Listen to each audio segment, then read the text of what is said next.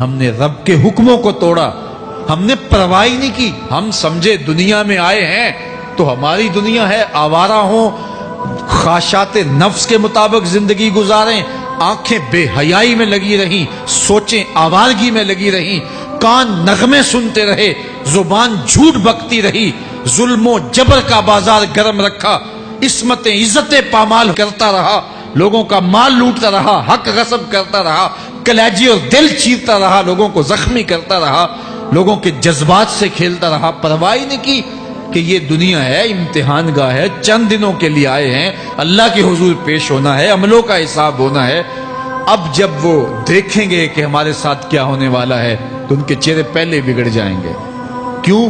وہ گمان کریں گے کہ ان کی ریڑھ کی ہڈی توڑ دی جائے گی، ایسے عذاب آئیں گے جس طرح کسی کی ریڑھ کی ہڈی ٹوٹ جائے تو اس کا چہرہ شگفتہ گلاب تو نہیں ہوتا، اس کا چہرہ جو ہے وہ تو کس قدر مرجھایا ہوا ہوتا ہے۔ تو اللہ ارشاد فرماتا ہے اس طرح ان کے چہرے ہوں گے۔ ابھی عذاب آیا نہیں ہے لیکن چہرے پہلے اترے ہوئے ہوں گے، اور جب عذاب کی بھٹی میں ڈالے جائیں گے، اللہ اکبر، اور وہ سخت عذاب، حضور نے جبریل امین سے پوچھا مجھے جہنم کے عذابوں کا ذکر سناؤ۔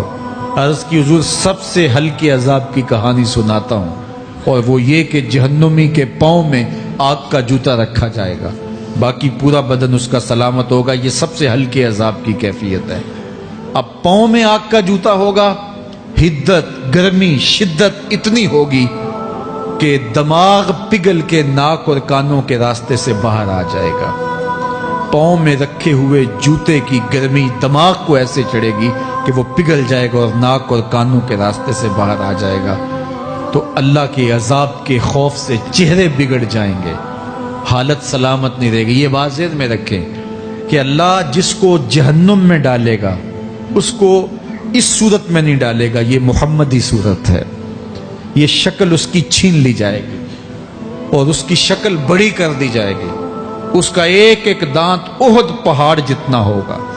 احد پہاڑ کا پھیلاؤ 15 کلومیٹر پہ ہے، 15 کلومیٹر کا ایک دانت، اور 32 دانت کتنے ہوں گے تو منہ کتنا بڑا ہوگا۔ اس کو اتنا بڑا اس لیے کیا جائے گا تاکہ وہ عذاب کی تکلیف زیادہ سہے۔ 70 گز موٹی کھال ہوگی، اور کھال جل جائے گی تو اللہ قرآن میں فرماتا ہے ہم نئی کھال دے دیں گے تاکہ عذاب کی تکلیف اس کو گوارا کرنی پڑے۔ پھر چیخے گا، چلائے گا، ہائے مجھے پانی دو، پانی دو، پیاس کی شدت ہے۔ 70 سال تک تو اس کی کوئی آواز ہی نہیں سنے گا۔ 70 سال کے بعد داروغہ جہنم چیخ کر کہے گا کیا مانگتا ہے؟ وہ بولے گا مجھے پانی چاہیے۔ کہا جائے گا تو بے بھی ملتا ہے پانی۔ پھر داروغہ جہنم اسے پانی دے گا، کوکا کولا کی بوتل دے گا یا پیپسی تھما دے گا یا منرل واٹر کی بوتل دے گا؟ نہیں، قرآن بتاتا ہے اسے مائے حمیم دیا جائے گا، کھولتا ہوا پانی، اور وہ اتنا گرم ہوگا جب پینے کے لیے چہرے کے قریب کرے گا اس سے اٹھتی ہوئی بھاپ کی وجہ سے چہرے کی کھال ادھڑ کے اس کے اندر گر پڑے گی، لیکن اس کے باوجود اس کو پینا پڑے گا۔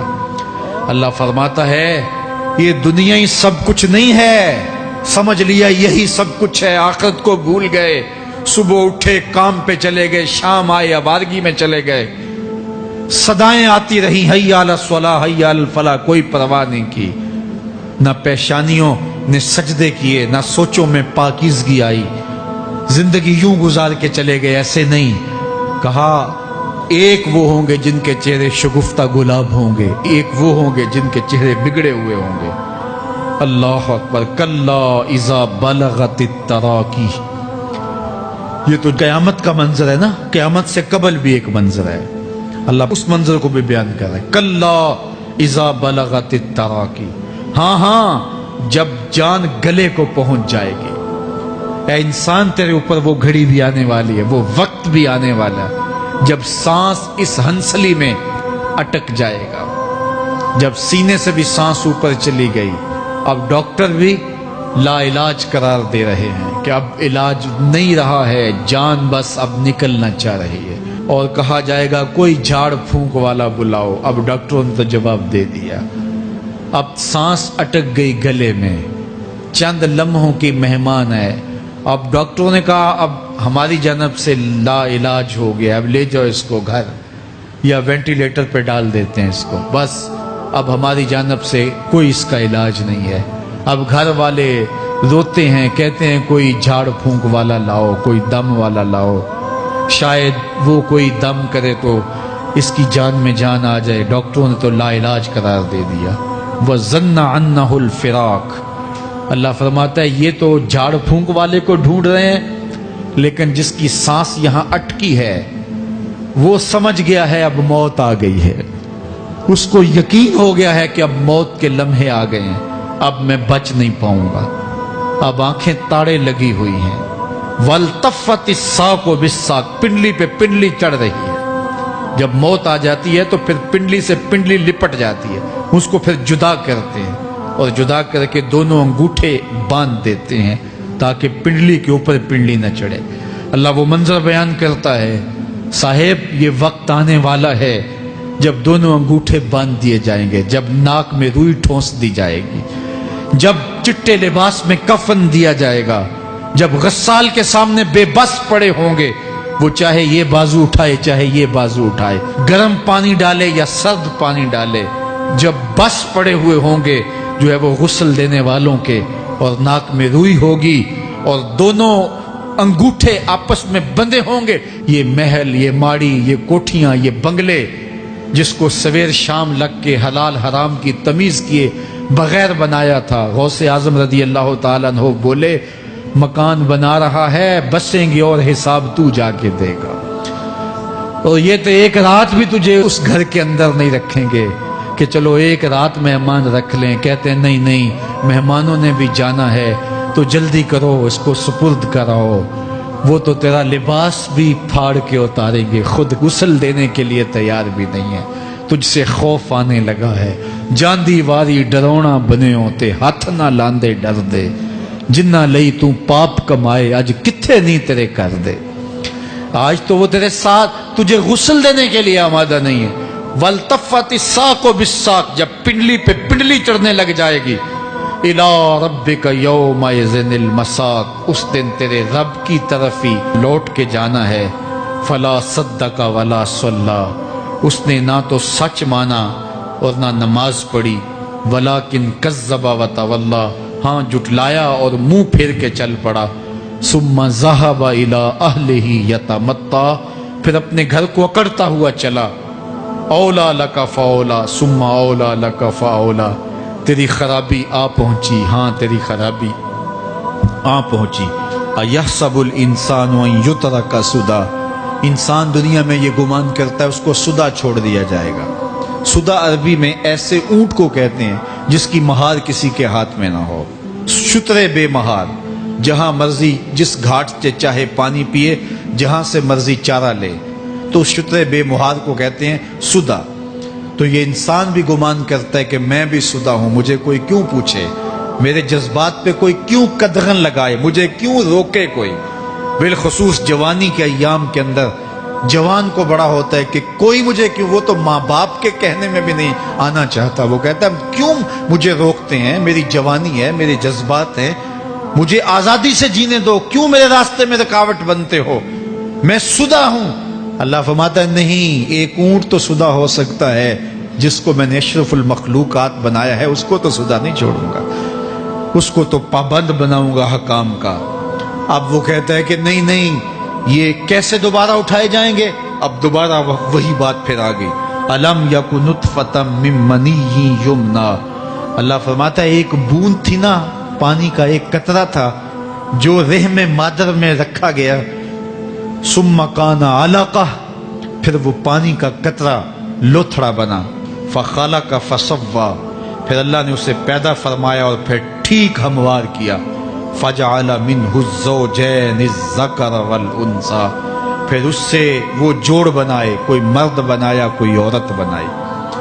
کہا اب غور کر، اب تیری آنکھیں دیکھتی ہیں، بجلیاں چمکتی ہیں، تیری زبان کا طوطی بولتا ہے، لوگ اشش کرتے ہیں تیری گفتگو پہ، تیری گفتار پہ صدقے جاتے ہیں، تیرے لہجے کے جمال کو دیکھتے ہیں، تیرے سینے کا زور، تیرے پنجوں کی طاقت، تیری دماغ کی تیزیاں اور تیری سوچوں کے اجالے، تیری زوردار ٹانگیں، تیرے کڑیل بازو اور تیری چوڑی چھاتی اور تیرے گلاب کی پتیوں جیسے ہونٹ، اے انسان یہ سب کچھ کہاں تراشا گیا؟ ماں کے رحم میں، اس تاریکی میں جو 3 پردوں میں تھی، تیرا سر تیرے گھٹنوں میں تھا، اور تیرے رب نے وہاں تیرے اندر نسوانیت یا رجولیت کی صلاحیتیں پیدا کی، تیری آنکھوں میں چمک پیدا کی، تیرے کانوں میں نغمے بکھیرے، تیری زبان کے پٹھوں پہ قوت ذائقہ رکھی، تجھے بولنے کی صلاحیت دی، تیرے پنجوں میں زور رکھا۔ آج تو مفتی شہر ہے، آج تو علامۃ الدہر ہے، آج تو قاضی القضات ہے، آج تو منسٹر ہے، آج تو وزیر اعظم ہے، آج تو پہلوان ہے، آج تو شہزادہ ہے، آج تو بادشاہ ہے، آج تو زوراور ہے، آج تیری طاقت کے کیا کہنے۔ آج شیروں کو تو نچا لیتا ہے، ہاتھیوں کو تو بٹھا لیتا ہے، آج تو بڑا زوراور گھڑ سوار ہے، آج تیری طاقت کے کیا کہنے۔ تو کشتی کرتا ہے، زمانہ دیکھنے آتا ہے، آج تیری طاقت کے شوہرے ہیں، تیری عظمت کے تنتنے ہیں، لیکن انسان تو ایک ناپاک قطرہ تھا اور رحم مادر میں تھا۔ تیرے اندر یہ رنگ کس نے بھرے؟ تیرے کانوں میں نغمے کس نے رکھے؟ تجھے دماغ کی قوتیں کس نے دی؟ زبان کو بولنا کس نے سکھایا؟ آنکھوں میں توانائیاں کس نے رکھی؟ تیری زبان کا طوطی بولتا ہے، یہ سلیقے کس نے دیے؟ پھر اللہ فرمایا، کتنا زوردار بیان ہے، الیس ذالک بقادر علی ان یحیی الموتى، جو ماں کے پیٹ میں ایک نطفے کو ایک خوبصورت انسان بنا سکتا ہے، ہڈیوں کو جوڑ کے دوبارہ انسان نہیں بنا سکتا؟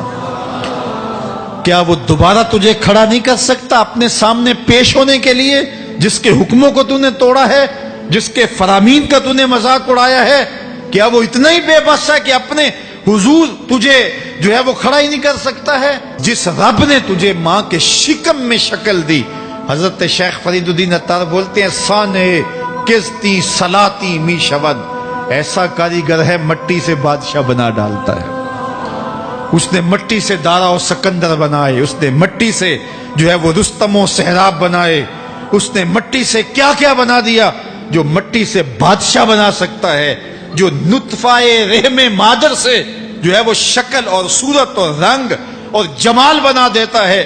تیری صورت نکھرتی ہے، تیرے ہونٹ گلابی ہیں اور تیری نرگسی آنکھیں ہیں، تیرے ریشمی بال ہیں اور تیری خوبصورت رنگت ہے، تو چال چلتا ہے تو لگتا ہے قیامت چل رہی ہے، تیرا قد رانا جو ہے وہ صنوبر کو شرماتا ہے، تیری گفتار کے تنتنے ہیں۔ جس نے اتنی خوبصورت شکل ماں کے رحم میں بنائی، کیا وہ ہڈیوں کو جوڑ کے دوبارہ انسان نہیں بنا سکتا؟ وہ دوبارہ انسان بنائے گا اور پھر تجھے اپنے حضور کھڑا کرے گا۔ اور ایک حدیث میں آتا ہے، اللہ بندے کو اپنے حضور کھڑا کرنے کے بعد اپنے سامنے سے ہٹنے نہیں دے گا جب تک 5 سوال نہیں پوچھ لے گا۔ ان عمرہ ہی فیما افنا ہو، اس کی عمر کے بارے میں پوچھے گا، کہاں ضائع کی؟ میں نے تجھے زندگی دی، 60 سال 70 سال 40 سال 50 سال، اس زندگی کو کہاں گزار کے آیا ہے؟ ان شباب ہی فیما ابلا ہو، اس کی جوانی کے بارے میں پوچھا جائے گا، جوانی کہاں گزار کے آیا ہے؟ مجنوں تو نہیں بنا رہا، خواہشات کا اسیر تو نہیں ہو گیا، دیوانوں کی طرح زندگی تو نہیں گزار کے آ گیا؟ تیری جوانی کسی چوک میں تو نہیں گزری، تیری جوانی آوارگی میں تو نہیں گزری، ساری رات سوشل میڈیا کے اوپر گندگی اور غلاظتیں تو نہیں دیکھتا رہا؟ تیری زندگی گزری کہاں ہے؟ تیری جوانی گزری کہاں ہے؟ اگر کوئی جواب نہ ہوا تو پھر کیا جواب دے گا؟